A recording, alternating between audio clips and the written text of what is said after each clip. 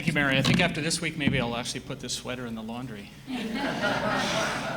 I thought I should take a book out of Rod McKay's, or a page out of Rod McKay's book. I don't have any slides, so I know it's very unconventional.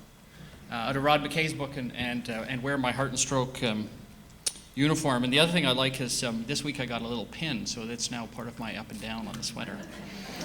Very pleased about that. So I'm doing something quite contrary, and that's not using slides. Doctors love slides, and with all due deference to my co-speakers who gave great lectures, you'll have to bear with me if I stumble and fall. On the other hand, I look at you and I realize the fact I don't have slides has got most of you away from your BlackBerries and smartphones and so on. So, because you see, I will see you. I'm not looking at my slides, I'm looking at you. I think, so my mentor, about 5 years into my faculty position, I went to my mentor and I said, I've been asked to give this lecture on something and it's a really difficult topic and I'm not quite sure how I should approach this. Do you have any advice? And he said, yeah, talk about something else. So he said, if you're good at what you talk about, they don't really care as long as it's sort of, you're not at a stroke conference and you're talking about heart stuff or the other way around. As long as you're sort of roughly in the ballpark, that's okay. So, Mary, they asked me to talk about my research, but actually what I thought I would do is I would talk about my research story and see whether there's something to glean from that, because I have a message for you. I have a topic. I want to call this talk, Research is Part of Our Day-to-Day Lives. So I want you to think about that a little bit, because that's going to be my conclusion, is make research part of your day-to-day life. Because I believe I think we can and should. So, background to this. 20 years ago, I'm finishing my training. And I'm in the clinic, and I'm a heart rhythm clinical doctor. And I'm in the clinic, and I'm seeing a mom who brings in her 10 and 12-year-old boys. And the reason they're there is because mom's mother, the boy's grandmother, at the age of 30 at the dinner table, the phone rang, she got up to answer the phone, collapsed and dropped dead. Not before, of course, she had kids, including the mom. The mom had something similar, but was fortunate enough to be somewhere public when it happened. And of course, the chance of surviving is essentially luck, mostly. The beautiful advertisement we saw, or promotion video that we saw that Mary showed, is really the fortune of circumstance, right? We can put AEDs in lots of places, but in the end, if you're alone or you're asleep, it doesn't look good. So there's a limit to how far we can get. So these boys had the same condition that their mother had and that their grandmother had. And the question was, how bad is it? What should we do? How do we test it? Do we understand it? Does everybody need aggressive treatment, etc.? So without going into the details of the specific thing, because it's really cool and I'm kind of obsessed with it, what I will tell you is part of this was for these people to undergo an exercise test to try to provoke something that was abnormal. In fact, Mom had a cardiac arrest during an exercise test. And when I went down there, I said, what am I looking for? And the answer was, we didn't know. And so in the end, I said, we got to figure this out. We got to be able to give these people some good advice about what to do, how to protect them. This is an extreme example. 30-year-olds don't drop dead very much, thank goodness. Having said that, this is, if you like, a little lesson opportunity for why 30,000 Canadians do drop dead every year, okay? Including things that are not tragedies, like a 90-year-old riddled with cancer who's got bad arthritis who goes to bed one night and doesn't wake up. Most of us will grieve, celebrate their life, but move on. But in fact, most of the time, sudden death is very inconvenient, okay? That was a joke, sort of, okay? But it's quite a lightning strike for family members, right? And it often comes at a time that's not only inconvenient, but often takes away a lot from people's lives. So 3 years later, the Heart and Stroke, after I kind of sorted myself out, 3 years later, the Heart and Stroke said, I got the thumbs up letter saying, here's some money, here's a couple years, hire yourself a half-time research coordinator, try to figure out why this boy's family drops dead. And what do you know? 2 years after that, I got to write another grant.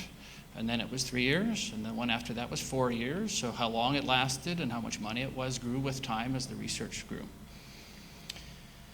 So where does it go from there? So in 2001, I had this brilliant young man who came from Australia to train with me.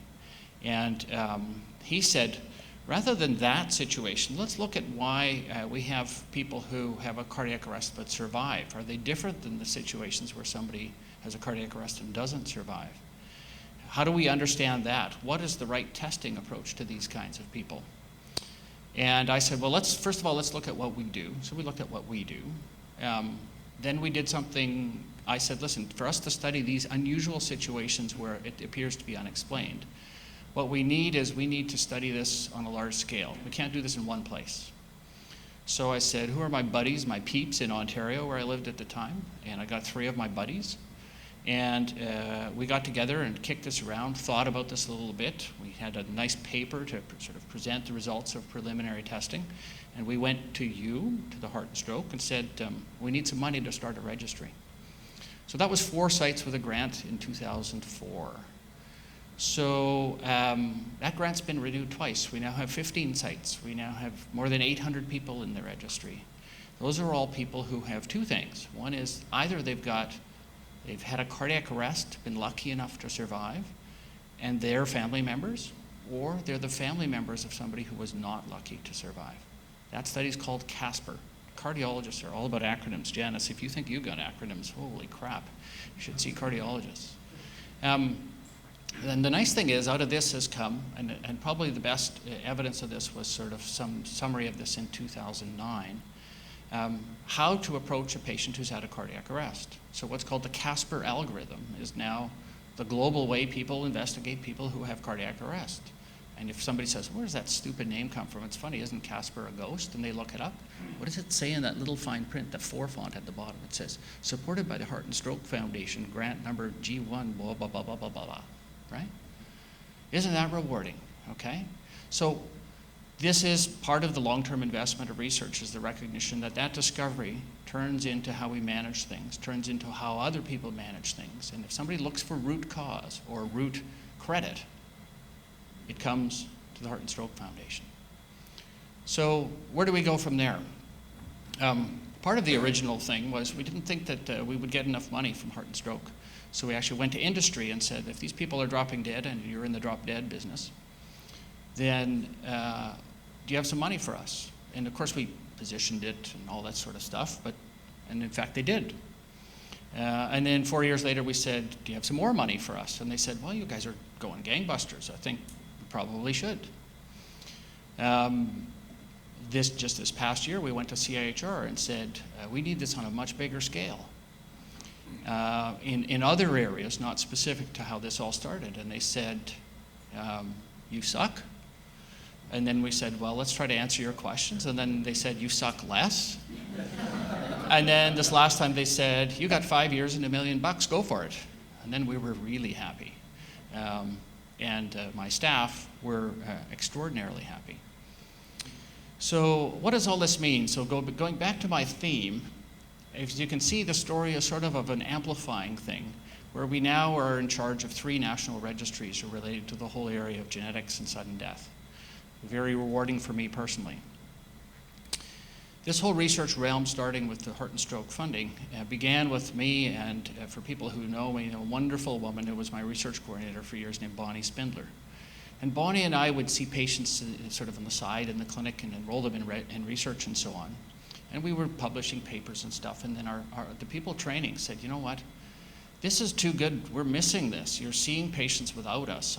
We're going home after training, and we're not experts like you are, we want to learn.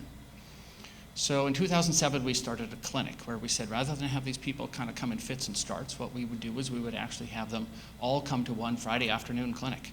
Nobody else wants to do clinic on Friday afternoon, so it was a nice, good spot. And we started then funneling these people in. And then once you have a clinic, then that enables, among other things, you get people like genetic counselors, research staff, trainees, a number of these different things. And then what you realize is that, in fact, you have patients, research participants, learning, and clinical care all going on at the same time. And this is what Brian was alluding to when he says, you know, the new brain center is not a discovery center. It's not a rehab center. It's not a diagnosis center. It's the whole shooting match. It's putting it all together. So the nice thing is, when I moved to BC, when you talk about partnerships, I moved here 3 years ago. When I moved to BC, part of the shtick with moving here was the notion of trying to get support to do this, to really integrate this and build this clinically. So in advance of my coming, there was a grant was put into the Ministry of Health to say, we need your support to create a clinic that has the support for people, clerical people, coordination, program coordination, data collection, etc. And then it's Krahn's responsibility, if you like, to build the research layer in. But the whole notion is that, in fact, we have Ministry of Health support for the program. So instead of being Andrew and his research nurse in the clinic, what we now have is we have a whole team of people who do clerical work. We have a provincial coordinator. Every patient in the province can be seen either by video or in person in multiple different locations. We have a repository of data and so on. And we also have research people who work in the vast majority of those encounters. And so the beautiful part about this is, if you've got any of these kind of conditions related to familial sudden death in BC, you funnel into a clinical system where every single patient has the opportunity to be a research participant. So 10 days ago, how am I doing for time? Doing okay? So 10 days ago, Adrian and David, if those names aren't household names for you, they should be, or could be, from both BC and national, said they were in town because we had a donor event 10 days ago, and said, you know, while David's here, would you like to connect? And I said, well, why don't they come and meet the team? So we were very Vancouver. We invited them for sushi lunch. And we were actually right in the middle of a clinic. And so when we do a clinic, I'm a family doctor, I see families. And we see families, and we took a little break at lunch to meet with them, and we met in our little conference room. And so the beauty of it is there were about 10 people at lunch: physicians, nurses, genetic counselors, trainees, research staff. And I would ask Adrian and David to go back and ask themselves, which of those people are research people? Which of those people are learners? Which of those people are clinical delivery folks? And you know what? They're attentive, smart people. They didn't get to where they are by falling asleep. And I'll bet you they can't say. And I think the reason is because it's packaged. It's all together, okay?